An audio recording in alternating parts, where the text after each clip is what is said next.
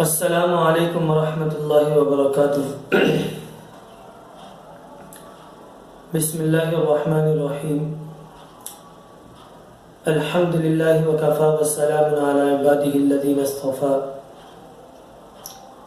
اما بعد فاعوذ باللہ من الشیطان الرجیم۔ بسم اللہ الرحمن الرحیم۔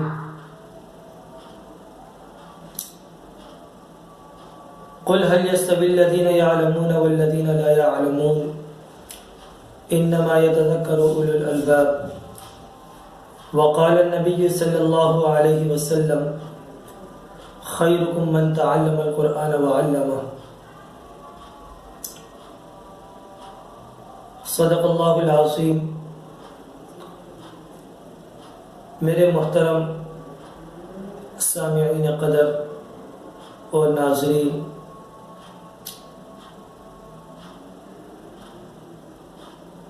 میں نے آپ سے پہلے بھی کچھ گزارشات کی تھی۔ وہ یہ تھی کہ ہمارا مقصود یہ ہے کہ اللہ تبارک و تعالیٰ کا یہ جو عظیم الشان دین ہے، یہ کم وقت میں تمام مسلمان بھائیوں اور بہنوں تک پہنچے اور مسلمان کو اس چیز کے بارے میں معلومات ہو کہ دین کے لیے کتنی مشقتیں انبیاء علیہ الصلوۃ والسلام نے، صحابہ کرام نے، صحابیات نے، ازواج مطہرات نے، امہات المؤمنین نے، تابعین نے، تبع تابعین نے اس دین کے لیے قربانیاں دی، اور وہ کتنی مشکلات، مشقتیں، تکالیفیں، مصیبتیں اٹھاتے تھے اس دین کے لیے، اور انہیں کتنا لگاؤ تھا اس دین سے اور کتنا شوق تھا۔ آج جو ہے وہ ہمارا عنوان اس طرح ہے کہ جن لوگوں نے اور جن صحابہ کرام نے، جن تابعین نے، جن تبع تابعین نے، جن بزرگان دین نے، جن انسانوں نے کس طرح دین کے لیے اور قرآن مجید و فرقان حمید کے لیے، اللہ تبارک و تعالیٰ کے پیارے کلام کے لیے انہوں نے اپنے ٹائم میں سے ٹائم نکالا، اور وہ کس طرح قرآن مجید پڑھتے تھے اور کس طرح وہ قرآن مجید کو نمازوں کے اندر ختم کرتے تھے۔ فرمایا کہ جب انسان ایک دفعہ قرآن مجید پڑھتا ہے اور ایک حرف کے بدل جو ہے اس کو 10 نیکیاں ملتی ہے، زبانی پڑھتا ہے ایک حرف کے بدل 1 نیکیاں ملتی ہے، اور جب وہ نماز کے اندر پڑھتا ہے تو ایک حرف کے بدل 100 نیکیاں ملتی ہے۔ تو اسی طرح ہماری کوشش یہی ہوگی کہ کم سے کم وقت میں ہم مفید سے مفید قیمتی باتیں آپ تک پہنچائیں، اور تاکہ دنیا و آخرت کی فلاح و بہبود میرے لیے، آپ کے لیے، ہم سب کے لیے کارآمد اور مفید ثابت ہو۔ اللہ تعالیٰ رب العزت میرے کو، آپ کو، ہم سب کو سننے کی، سمجھنے کی اور حق بات کہنے کی توفیق عطا فرمائے۔ جس طرح کہ فرمایا کہ حضرت عثمان غنی رضی اللہ تعالیٰ عنہ ایک رکعت میں پورا قرآن مجید ختم کر لیتے تھے، اور حضرت تمیم داری رضی اللہ تعالیٰ عنہ کے بارے میں آتا ہے کہ وہ بھی ایک رکعت میں پورا قرآن مجید ختم کر لیتے تھے۔ ایسی بڑی بڑی ہستیاں تھیں کہ ان کے بعد اتنا دینی لگاؤ اور قرآن مجید کے لیے، اور وہ بھی نماز کے اندر اتنا ٹائم نکالنا، اور حضرت علی کرم اللہ وجہہ جو ہے وہ ایک رکعت جب پڑھتے تھے تو ان کے بارے میں جب ان کا خلاصہ نکالا گیا تو وہ ایک دن میں 8 مرتبہ قرآن مجید ختم کر لیتے تھے۔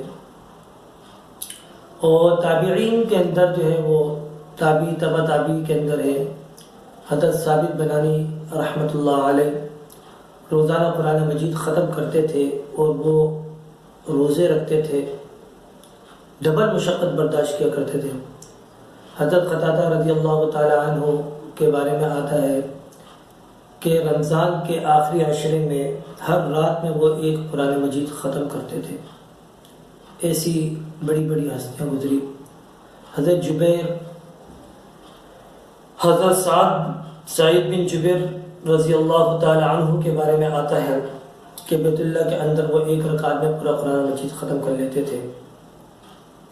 اور حضرت منصور بن آذان رحمۃ اللہ علیہ روزانہ ایک مرتبہ قرآن ختم کرتے اور رمضان مبارک میں مغرب اور عشاء کے درمیان ختم کر کے 2 مرتبہ ختم کر کے تیسری مرتبہ جو ہے وہ قرآن مجید شروع کر لیتے تھے. امام شافعی رحمۃ اللہ علیہ کے بارے میں آتا ہے کہ روزانہ وہ ایک قرآن مجید ختم کرتے اور رمضان شریف میں 2 قرآن مجید ختم کرتے. یہ ساری چیزیں، یہ ہستیاں، بڑی بڑی ہستیاں جو ہے نا، یہ نماز کے اندر ختم کرتے تھے. امام اعظم ابو حنیفہ رحمۃ اللہ علیہ کے بارے میں آتا ہے کہ وہ روزانہ ایک قرآن مجید ختم کرتے اور رمضان شریف میں وہ بھی 2 مرتبہ ختم کرتے. امام ظاہری رحمۃ اللہ علیہ روزانہ قرآن مجید ختم کرتے اور ہمیشہ وہ روزہ رکھا کرتے تھے. واصل بصری رحمۃ اللہ علیہ کے بارے میں آتا ہے کہ وہ بھی قرآن مجید کے روزانہ 1 مرتبہ تلاوت کرتے تھے. وکیع بن جراح رحمۃ اللہ علیہ بھی روزانہ 1 مرتبہ قرآن مجید ختم کرتے تھے. ابو بکر بن عیاش رحمۃ اللہ علیہ 30 سال سے روزانہ 1 قرآن مجید کی تلاوت کیا کرتے تھے. اتنا ٹائم وہ قرآن مجید کو دیتے تھے اور دنیا سے وہ دور، اور دنیا کو وہ کم ٹائم دیتے تھے، دین کو وہ زیادہ ٹائم دیتے تھے. اور جب ہی ان لوگوں کے، نیک ہستیوں کے اوقات کے اندر کھانے میں، پینے میں، بیٹھنے میں، سونے میں، معاملات میں، معاشرت میں اور لباس میں، زندگی میں، وقت میں اللہ رب العزت نے برکت رکھی تھی. تو میرے محترم سامعین قدر، آج ہم نے آپ تک اس چیز کو پھیلانا ہے. آپ بھی عہد کریں، میں بھی عہد کرتا ہوں کہ ہم زیادہ سے زیادہ اپنی مشغولیت قرآن مجید کے ساتھ رکھیں. قرآن مجید کو پڑھیں، سمجھ کے پڑھیں، ترجمے کے ساتھ پڑھیں، معنی مفہوم کو سمجھیں اور لمبی لمبی رکعتیں پڑھیں. اور نماز کے اندر